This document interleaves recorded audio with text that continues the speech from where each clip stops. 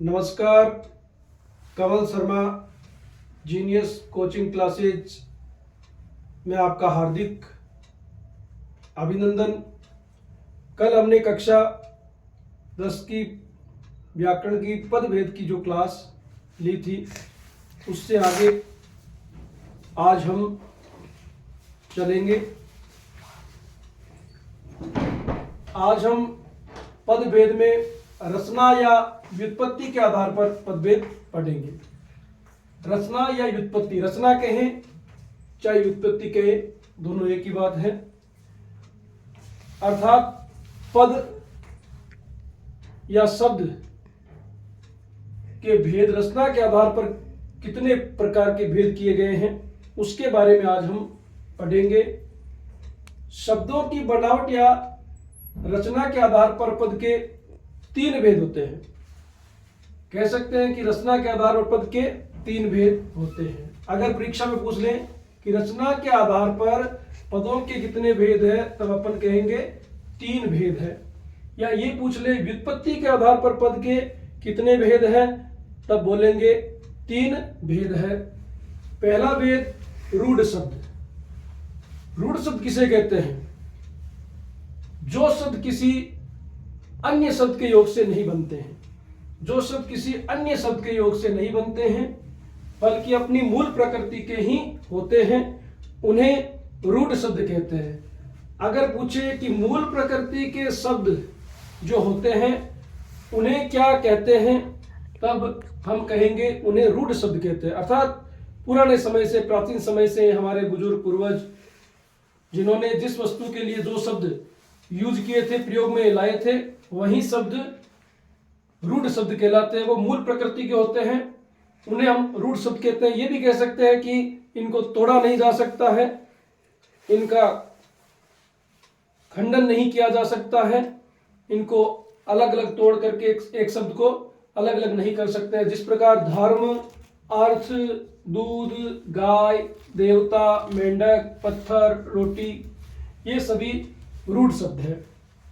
इसी प्रकार रचना व्युत्पत्ति के आधार पर दूसरा जो पद है वो है यौगिक शब्द या यौगिक पद कह सकते हैं। अपनी नाम यौगिक है। यौगिक का मतलब योग, योग मतलब जोड़, और जोड़ हमेशा 2 चीजों का होता है। यहाँ 2 शब्दों का होगा कि जो शब्द 2 या 2 से अधिक शब्दों के योग से बनते हैं उन दोनों शब्दों का अपना अलग अलग अर्थ होगा। यहाँ पे अर्थ क्या होगा? अलग अलग होगा। दोनों शब्दों का अर्थ क्या रहेगा? यहाँ पे अलग अलग रहेगा। और दोनों ही शब्द मिलने के बाद, दोनों ही शब्दों का योग होने के बाद अपना नया अर्थ बताने का वो बोध कराते हैं। उसे हम क्या कहते हैं? यौगिक शब्द कहते हैं। यहाँ पे 2 शब्द होंगे जो दोनों आपस में जुड़ेंगे और जुड़ते ही अपना नया शब्द बताने का बोध करवाएंगे, उसे हम क्या कहते हैं? यौगिक शब्द कहते हैं। इसमें विशेष बात अपने को ध्यान रखनी है कि यौगिक शब्दों के अंतर्गत संधि, समास, उपसर्ग, प्रत्यय आदि से बने हुए शब्द यौगिक शब्द होते हैं। अगर परीक्षा में पूछे कि संधि, समास, उपसर्ग या प्रत्यय से बने शब्द होते हैं तो अपन कहेंगे यौगिक शब्द होते हैं वो। जैसे हिमालय, हिम और आलय, ये 2 शब्द जुड़ते क्या बन गया? हिमालय पर्वत बन गया। दूध वाला, जैसे दूध शब्द में वाला प्रत्यय जुड़ा हुआ है इसलिए दूध वाला एक व्यक्ति विशेष बन गया। प्रेम सागर बन गया। राष्ट्र मतलब देश, पति मतलब मालिक या स्वामी, तो राष्ट्रपति बन गया।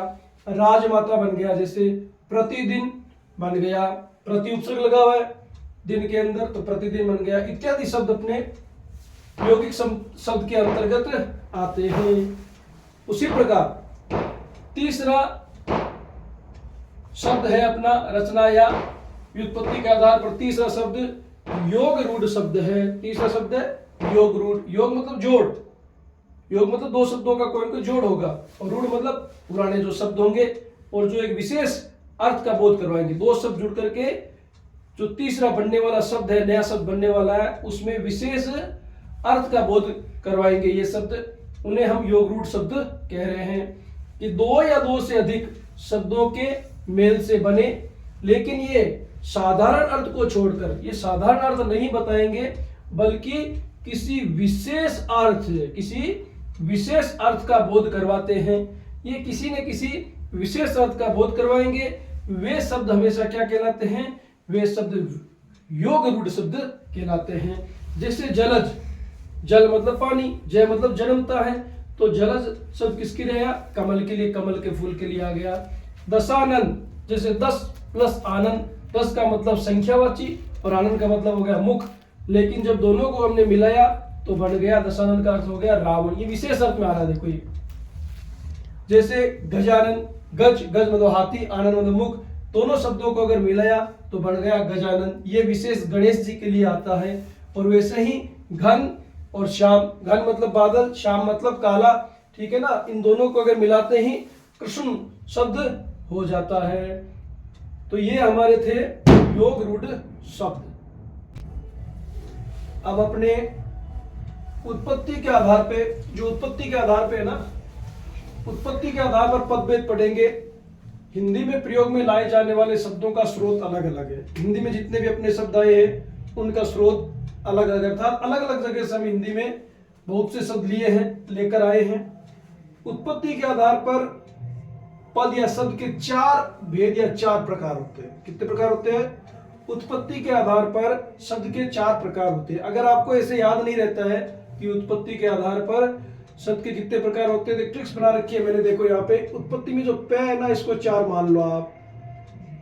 इस पे को ऐसे लिखते हैं ना, इस प्रकार कितने हो गए? ये 4 प्रकार हो गए। उत्पत्ति के आधार पर पद के कितने भेद है? 4 भेद है। पहला पद आता है इसमें, या पहला शब्द कह सकते हैं तत्सम शब्द। पहला शब्द या पद कौन सा है? तत्सम। तत्सम शब्द 2 शब्दों से मिलकर बना है, तत् प्लस सम। तत् मतलब उसका, सम मतलब समान, उसके समान। किसके समान?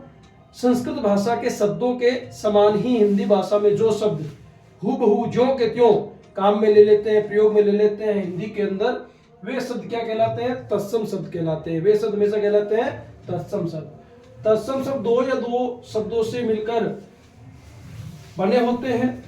जैसे तत् प्लस सम। तत्सम शब्द किससे बना हुआ है? तत् प्लस सम। किसी भाषा में प्रयुक्त उसके मूल भाषा के शब्दों को तत्सम कहते हैं। अगर पूछे ना कि किसी भाषा में प्रयुक्त उसके मूल भाषा के शब्दों को तत्सम शब्द कहते हैं, और हिंदी की मूल भाषा कौन है? संस्कृत है। हिंदी की मूल भाषा कौन सी है? संस्कृत है। ये प्रश्न बहुत इंपॉर्टेंट है, आपकी बार कक्षा 10 के लिए हिंदी के पेपर में हो सकता है ये प्रश्न आ सकता है कि हिंदी भाषा की मूल भाषा कौन सी है, तब आप कहेंगे संस्कृत। हिंदी भाषा की मूल भाषा खालिस्तान है, तो संस्कृत लिखना है। अतः संस्कृत के शब्द ज्यों के त्यों हिंदी में प्रयोग में लाए जाते हैं, वे तत्सम शब्द कहलाते हैं। मतलब हिंदी की मूल भाषा संस्कृत है, और संस्कृत के वे शब्द जो ज्यों के त्यों हिंदी में हम प्रयोग में लाते हैं, वे तत्सम कहलाते हैं। जैसे गृह शब्द है, गृह संस्कृत में भी गृह मोर बनाते हैं अपने, और हिंदी में भी क्या करते हैं? गृह कार्य और लिखते हैं ना, तो इसलिए गृह शब्द क्या हो गया? तत्सम शब्द है। ज्ञान है, जैसे ज्ञानम, और हिंदी में भी ज्ञान। जल का भी बनाते हैं जलम, संस्कृत में, हिंदी में भी जल शब्द का यूज करते हैं। आम्र हो गया, पुष्प हो गया, कर्म हो गया, कटु हो गया, नेत्र हो गया, इत्यादि शब्द ये तत्सम शब्द है। नेक्स्ट, उत्पत्ति के आधार पर पद का दूसरा भेद है तद्भव शब्द। उच्चारण की सुविधा के अनुसार संस्कृत के वे शब्द, शब्द तो संस्कृत के ही हैं, कि संस्कृत के वे शब्द जिनका हिंदी में रूप परिवर्तन हो गया। किसके कारण हुआ ये रूप परिवर्तन? उच्चारण की सुविधा के अनुसार, कि हम आसानी से इनको उच्चारित कर सके, आसानी से हम इन शब्दों का उच्चारण कर सके। थोड़े उच्चारण में कठिन लगते थे, इसलिए अपने तद्भव शब्दों में उच्चारण में थोड़ा सा इसको क्या कर लिया हमने? सुविधा के अनुसार मॉडिफाई कर लिया, ऐसा कह सकते हैं। तो उन्हें हम क्या कहते हैं? तद्भव शब्द कहते हैं। जैसे दूध संस्कृत में कहते हैं दुग्ध, और यहाँ तद्भव में क्या कहते हैं अपने? दूध। तत्सम में होता है दुग्ध, और तद्भव में कह दिया दूध। खेत, कान, आंख, सांप, काम, फूल, आम इत्यादि शब्द तद्भव शब्द होते हैं। इसमें उत्पत्ति के आधार पर जो तीसरा पद का भेद या शब्द का भेद है, वो देशज शब्द कहलाते हैं। तीसरा क्या कहलाता है? देशज शब्द। किसी भाषा में प्रचलित शब्द जो क्षेत्रीय जनता द्वारा आवश्यकता अनुसार बना लिए गए उन्हें देशज शब्द कहते हैं। जो क्षेत्रीय जनता है, जिस क्षेत्र में जिस देश में जनता रहती है, वो जनता अपनी सुविधा के अनुसार या आवश्यकता के अनुसार नए नए शब्दों का क्या कर लिया, निर्माण कर लिया। उनके आकार प्रकार या उनकी ध्वनि आवाज के आधार पर कोई नए शब्दों का जो आविष्कार किया वे देशज शब्द कहलाए। अर्थात अपने ही देश में बने हुए शब्द क्या कहलाए, देशज शब्द कहलाए। जैसे पहला शब्द है पगड़ी, खिड़की, खुरपा, हलवा, गाड़ी, घेवर, चम्मच, परात, पेट, माला, ताला, लड़की, बाजरा इत्यादि सारे शब्द देशज शब्द। अर्थात ये सारे शब्द अपने देश में ही बने हुए, अपनी सुविधा के अनुसार आकार प्रकार या ध्वनि के आधार पे ऐसे शब्द अपने देश के अंदर ही बना लिए गए, वो शब्द कहलाए देशज शब्द। जैसे हलवा बना लिया, जैसे खुरपा बना लिया, खिड़की बनाया, ये सारे शब्द अपने देश में ही बने हुए हैं। और ये सारे शब्द अपने देश में बने होने के कारण अपनी सुविधा के अनुसार बनाए थे, इसीलिए अपने देश में बने हैं, तो इसलिए देशज शब्द कहलाए हैं। नेक्स्ट 4 नंबर जो आपका उत्पत्ति के आधार पर पद का या शब्द का भेद है विदेशज शब्द। विदेशज शब्द नाम ही विदेशज है, तो विदेश में तो विदेश से आए हैं। ये शब्द हिंदी भाषा के अंदर विदेशी भाषाओं से आए हुए हैं। अब विदेश कौन लेने के लिए गया इन शब्दों को, देखो किस किस प्रकार से ये शब्द अपने देश के अंदर अपनी हिंदी भाषा के अंदर आकर के बैठे हैं या हम इनको यूज करने लग गए हैं। हिंदी भाषा में जो शब्द राजनीतिक कारण से, आर्थिक कारण से, कोई राजनेता विदेशों में गए, वहां के शब्दों को सीख के आए और हिंदी के अंदर अपने आकर के यूज करना शुरू कर दिया। कोई आर्थिक जैसे धनाढ्य वर्ग के जो व्यक्ति बाहर विदेशों में जिनके व्यापार है, काम है, वहां गए और वहां से कुछ शब्द नए सीख के आए, उन शब्दों को हमने हिंदी में यूज करना शुरू कर दिया। या धार्मिक कई धर्मगुरु है जो विदेशों में गए और वहां जाकर के कुछ नए शब्द वहां के सीख के आ गए और अपने हिंदी में जैसे यूज करने शुरू हो गए। अपने वाले भी वहां कुछ शब्द वहां देख के आए, उनको सिखा के आए। या सांस्कृतिक प्रोग्राम, कल्चरल जो प्रोग्राम होते हैं उसमें जो कलाकार जाते हैं और वहां से आते वक्त कुछ विदेशी शब्दों को लेकर आते हैं। इन कारणों से विदेशी भाषाओं के शब्द यहाँ अपने देश में आ गए और अपने देश में आकर के हिंदी भाषा में इसका हम यूज करने लग गए, अर्थात प्रयोग करने लग गए। ऐसे शब्दों को हम विदेशज शब्द कहते हैं। हमारी हिंदी भाषा में बहुत सारे शब्द ऐसे हैं जो विदेशों से आए हुए हैं, विदेशी भाषाओं से आए हुए हैं। अब हमारे देश में जो हिंदी भाषा चलती है प्रमुख रूप से, उसमें अंग्रेजी के बहुत से शब्द मिलेंगे, फारसी भाषा के शब्द मिलेंगे, उर्दू भाषा के शब्द मिलेंगे, पुर्तगाली आदि भाषाओं के शब्द मिलेंगे।